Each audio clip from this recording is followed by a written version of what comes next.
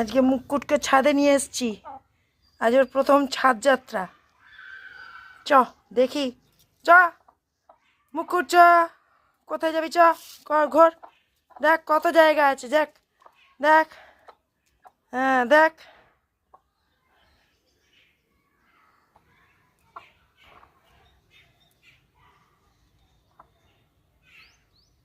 কিরে এমনি কেন করছিস তুই? হুম, এমনি করছিস কেন? হুম, এমনি কেন করছিস বাবু? তোকে তো বেড়াতে নিয়ে গেছিলাম আমি।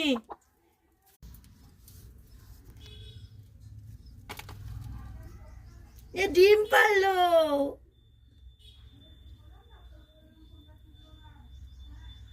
ডিম